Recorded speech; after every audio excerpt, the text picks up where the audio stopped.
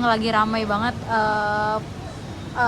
berita kalau misalkan mantan Gubernur Jawa Barat Pak RK itu dikabarkan memiliki selingkuhan, bahkan sudah memiliki anak gitu Bang. Iya, makanya ini nggak pernah berhenti nih ya,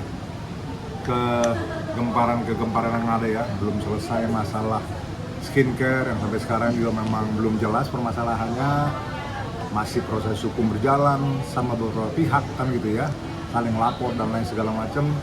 Energi perhatian kita masyarakat dan energi dari perhatian bahkan sampai ke anggota DPR ya, itu ikut terlibat karena semua masing-masing orang datang ke DPR untuk mengatakan bahwa begini kejadiannya, kami yang benar, dia yang salah dan lain sebagainya.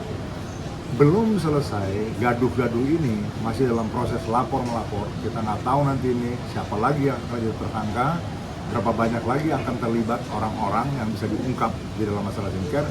Tiba-tiba beberapa minggu belakangan muncul bahwa ada masalah atau ada cerita gitu ya, kejadian bahwa Ridwan Kamil punya masalah, atau saya katakanlah singkat dulu ya, dikasih dengan tingkatan si RK ini katanya punya hubungan ya tahun 2021 dengan seorang wanita. Nah, RK-nya memang tidak mengatakan punya hubungan, tapi si wanita ini mengatakan punya hubungan, ya kan?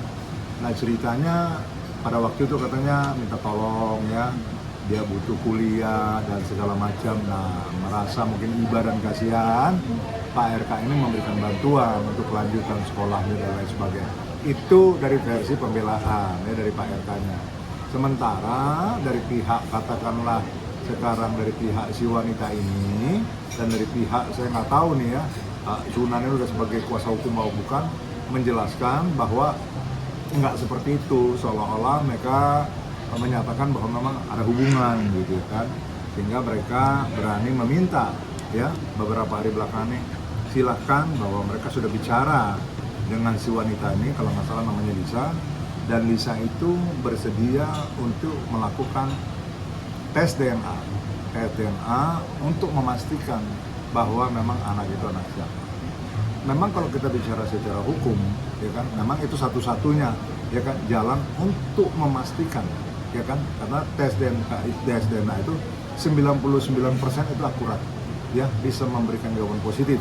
Ini darahnya siapa ini ada, ya, benihnya siapa sebenarnya memang ada di kandungan itu kan, anak ini anaknya siapa. Nah, masalahnya sekarang si wanita mengatakan, ayo tes kan gitu kan. Dari satu sisi RK-nya mengatakan seolah-olah kami nggak takut, tetapi di dalam kenyataannya ini ada dua versi gitu ya. Yang satu mengatakan oke, saya nggak takut dari pihak perempuan, tetapi RK juga bilang seolah-olah dari kuasa hukumnya mengatakan oke, kami juga siap. Tapi kemudian bersiliweran lagi bahwa mau dites DNA-nya ini artinya masing-masing versi, ya kan. RK-nya minta katakanlah ke rumah sakit atau ke lab yang katakannya dia yang rekomendasikan, sementara si wanita ini maunya di lab atau di rumah sakit yang direkomendasikan sama dia, ya kan. Dua-dua seperti ini. Dalam hal itu saya masih mengatakan itu belum ada yang benar, belum ada yang salah gitu. Artinya kalau masing-masing mencurigai, kalau yang satu ini minta ke labnya dia atau ke rumah sakitnya dia, yang satu pihak minta ke labnya dia, ke rumah sakitnya, memang di sini terus terang kita mesti katakan mohon maaf ini ya, kadang-kadang rumah sakit ya, klinik ya, atau lab juga itu bisa aja masuk angin gitu ya, karena diperiksa, direkomendasikan, diperiksa di lab yang dimaui oleh satu pihak, bisa diorder gitu loh ya kan, silakan begini-begini, nanti bidang terbukti atau tidak, menjadi tidak fair. Sementara ini sudah katakanlah menjadi perhatian publik, sehingga memang kita inginkan memang sesuatu pemeriksaan yang betul-betul objektif. Kalau memang di klinik atau di rumah sakit, memang harus yang disepakati kedua belah pihak dan diberikan akses juga kepada pihak-pihak yang berkepentingan untuk memantau, hingga nggak ada manipulasi dari hasil nanti tes DNA yang dilakukan. Kemudian selanjutnya tentunya yang paling penting adalah bahwa bagaimana sebenarnya pertanggungjawaban, ya kan, secara hukum maupun secara moral. Saya cuma bisa mengatakan begini, kalaulah memang cerita yang dibangun oleh Lisa ini benar, ya kan, sementara sekarang Pak RK mengatakan bahwa itu nggak benar, saya cuma mengatakan bahwa Iya, memang ini satu pil pahit. Memang ini satu bom gitu ya dalam keluarga. Apalagi yang kita tahu bahwa keluarga ini selalu mengeluarkan statement bahwa mereka baik-baik aja kehidupan keluarganya. Ya kan, punya istri sangat mengasihi suaminya. Sehingga memang kejadian ini betul-betul memang mencoreng, ya kan, mencoreng dan menghancurkan kredibilitasnya Pak RK. Tetapi kalau kita bicara mengenai pertanggungjawaban moral dan pertanggungjawaban hukum, sebenarnya sebagai seorang yang punya nama di tengah-tengah masyarakat, ya kan, seorang yang pernah menjabat sebagai gubernur kan gitu ya, kemudian pernah juga mencalonkan gubernur DKI dan namanya masih ada di kancah perpolitikan, sehingga apapun yang namanya orang-orang yang punya nama di masyarakat tentunya harus menjadi contoh yang baik, kan gitu kan. Memang menyakitkan, tetapi sebagai pertanggungjawaban moral harus berani mengatakan ya benar, tidak. Kalau memang perlu bertanggung ditanggung jawabi aja. Karena memang apapun juga konsekuensi daripada suatu tindakan itu kan memang harus ya diaminkan, artinya memang harus diterima, mau nggak mau namanya udah terjadi. Kecuali belum terjadi kita bisa bilang oh ini kita nggak peduli, ini kita hindarkan. Ini sudah kejadian sehingga masyarakat nggak ribut lagi memberikan penilaian, ya kan? Kalau katakanlah memang dia itu benar, menyakitkan, tidak enak, membuat sesuatu yang tidak nyaman dalam keluarga, tapi paling nggak masyarakat bilang, oh ini tipikalnya adalah tipikal pemimpin yang bertanggung jawab atau figur yang memang mau mengatakan ya di atas ya, tidak di atas tidak. Tetapi kalau tidak mengakui, ini akan bergulung-gulung terus.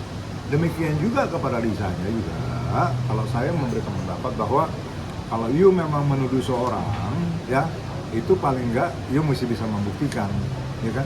Jadi kalau sekarang mengatakan saya mengakui bahwa saya punya hubungan dan segala macam dengan hubungan itu, kemudian saya hamil melahirkan anak, Anda mesti bisa menunjukkan juga, ya kan? Mana buktinya, kronologi cerita seperti apa? Ya harus berani membuka-bukaan, ya kan?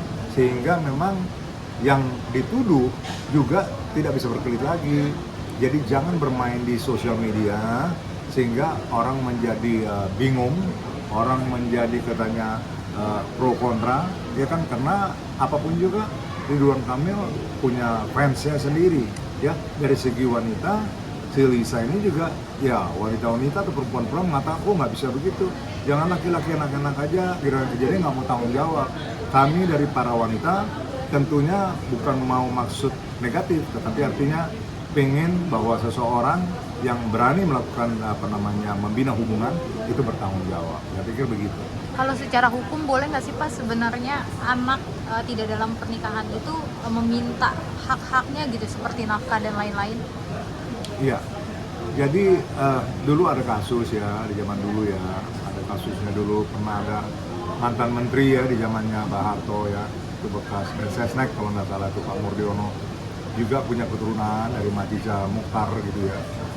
Begitu juga gitu ya, dari hubungan gelap juga gitu. Kemudian lahir anak dan sampai kalau nggak salah sering dulu diajukan gitu ya bahwa hubungan hukum itu tidak antara anak dan ibu saja, tapi si bapak yang bersangkutan walaupun tidak dalam satu lembaga perkawinan yang sah, dia harus bertanggung jawab ya untuk menafkahi si anak. Jadi saya pikir ini bisa sebagai satu acuan ya, walaupun dulu memang saya tahu perjuangannya Majiza Mukhtar itu tidak berakhir dengan ending yang baik, karena yang saya tahu sampai terakhir keluarga dari Pak Murdiono itu sendiri nggak mengadopsi gitu atau tidak mempedulikan tuntutan-tuntutan itu. Nah sebaliknya sekarang terjadi seperti ini deh. Jadi menjawab pertanyaannya mestinya ada pertanggungjawaban itu ada, karena mau dibuktikan artinya dalam lembaga perkawinan resmi atau tidak, tetapi kalau bisa dibuktikan bahwa itu anak dari seseorang, dia wajib dan harus bertanggung jawab terhadap tumbuh kembangnya si anak ini, artinya sekolahnya, pendidikannya dan lain sebagainya harus ditanggung jawabi sama si pria katakanlah yang harusnya bertanggung jawab.